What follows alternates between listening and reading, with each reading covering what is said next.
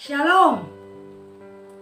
Ya, kita akan merenungkan firman Tuhan dari kitab Matius pasal 6 ayat 33. Cukup satu ayat aja.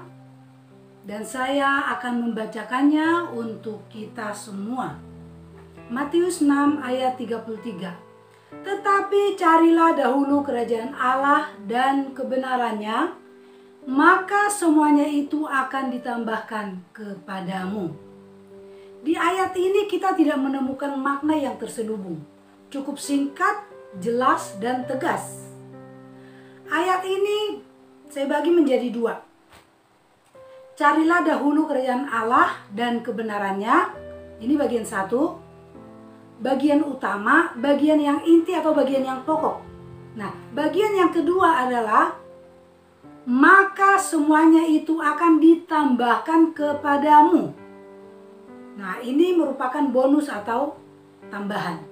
Jadi ada yang pokok, ada yang bonus ya. Nah, bagian pertama, perintah Allah.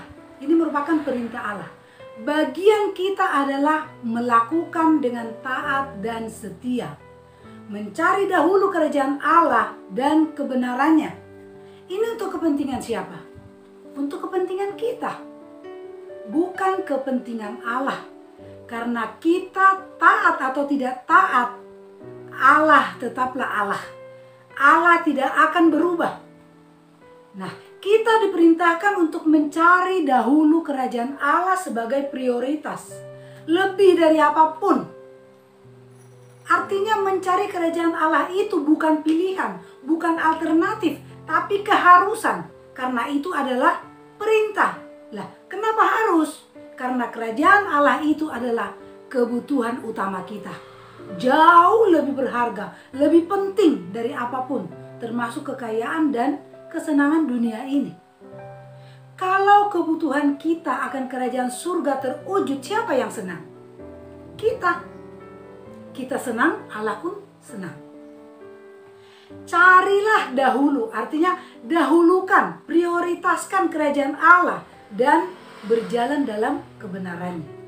Itu berlaku sejak bangun tidur, beraktivitas panjang hari, hingga kita tidur kembali. Kita memang mempunyai 1001 kewajiban yang harus dikerjakan setiap hari. Tapi dalam semua aktivitas kita itu, kita harus menghabiskan waktu bersama-sama dengan Tuhan. Terkoneksi dengan Tuhan, ibarat jaringan internet.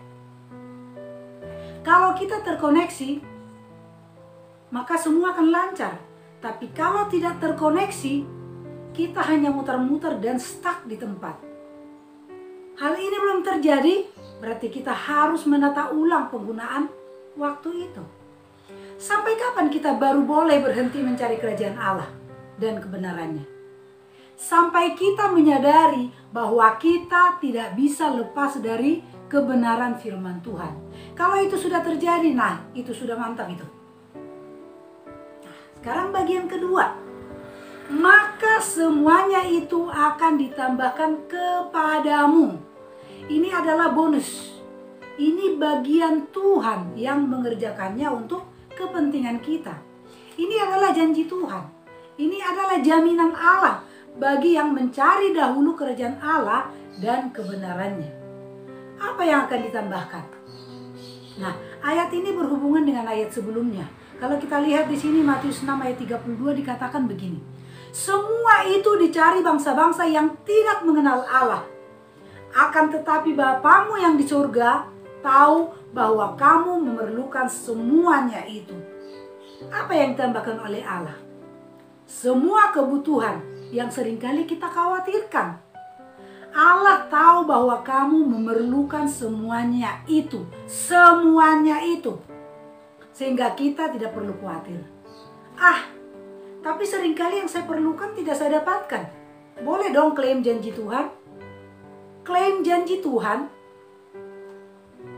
Emang perusahaan asuransi? Konsumen atau nasabah asuransi berhak mengklaim janji perusahaan apabila ia memenuhi semua syarat, yaitu lancar tanpa tunggakan, ya, membayar preminya. Emangnya kita bayar premi berapa sama Tuhan? Saya sangat kagum dengan pengarang lagu bernama Fanny Crosby.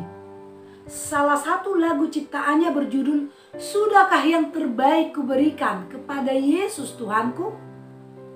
Ini kerendahan hati yang luar biasa. Tentu sudah terbaik lah. Gimana enggak coba? Dia mengarang lagu 8.000 judul dan 6.000 himne Kristen diantaranya sangat populer.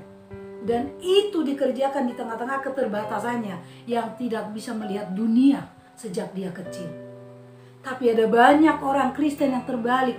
Bukannya fokus pada bagian pertama, yaitu mencari kerajaan Allah, tapi fokus mengklaim janji Tuhan.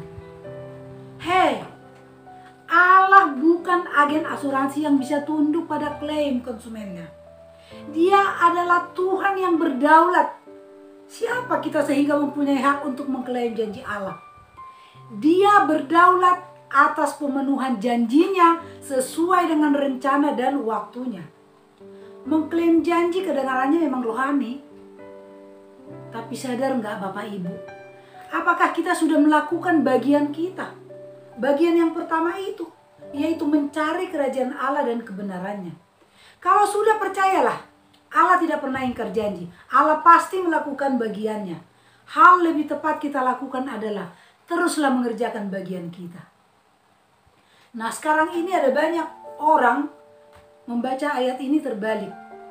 Baca bagian 2 lalu mengklaim bonusnya. Bonus itu hanya tempelan yang mengikuti, ibarat orang beli motor nih. Ketika dikasih jaket dan helm sebagai bonus, rasanya senang banget gitu ya. Sebenarnya yang dicari itu helm apa jaket? Apa motornya? Apa yang kita cari? Banyak orang sukacita sekali dapat jaket dan helm. Sukacitanya lebih besar dari yang utama gitu loh. Kristuslah fokus kita. Berkat atau materi itu hanya bonus, hanya tempelan. Dan itu bagian Allah mengerjakannya bagi kita. Bagian kita adalah teruslah mengerjakan hal-hal yang bersifat kekal. Ketika Allah tidak menjawab sesuai dengan waktu yang kita inginkan, kita cenderung mencari jalan pintas. Makanya kita perlu belajar dari Abraham. Ketika pertama kali Tuhan menyatakan janji untuk menjadikan Abraham menjadi bangsa yang besar, ia berumur 75 tahun.